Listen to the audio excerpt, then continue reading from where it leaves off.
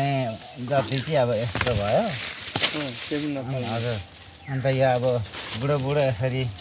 लडाइन्छ अन्त के भने यो टुसा छ नि मामा यिनीहरू यो टुसा पनि यसरी फ्याँक्नु पर्ने हुन्छ अब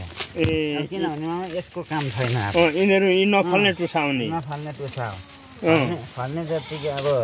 अलिक ठुल्ठुलो भइहाल्यो यो अहिले नयाँले हानेको टुसा पनि छ नि त मामा यो नयाँले हानेको टुसा यसरी फ्याँक्नु नि पर्ने हुन्छ अन्त कुनै कुनै चाहिँ अब अलिक मासेको जस्तो तरिकाले आउँदैन कि मामा कसैले टुसा हान्नु सक्दैन कि र पनि अब पातलो होस् हजुर पातलो होस् मामा हेर्दाखेरि चाहिँ अब यसले सक्छ अनि यो त तपाईँले यस्तो यो रातो आएको पनि फ्याल्दिनु भयो त त्यो चाहिँ नयाँ भएर यो चाहिँ तपाईँको के छ भने यो जुन नयाँले यसले पनि सप्रेको ठाउँमा त हानिहाल्छ नि त सप्रेको ठाउँमा चाहिँ यसले पनि टुसा यहाँ ठाउँ ठाउँ हानेको रोप्यो भने फेरि भइहाल्छ यिनीहरूले चाहिँ हानेको अब हान्नलाई यहाँ सुरु गर्दैछ यहाँनिर यो टुसाहरूमा सबै यसरी अन्त यसलाई अब हुन चाहिँ अब यसो हेर्दा चाहिँ झन्डै चाहिँ देख्छ तर सजिलो चाहिँ सजिलो ठिक छ काम गर्न थालेपछि आइहाल्छ नि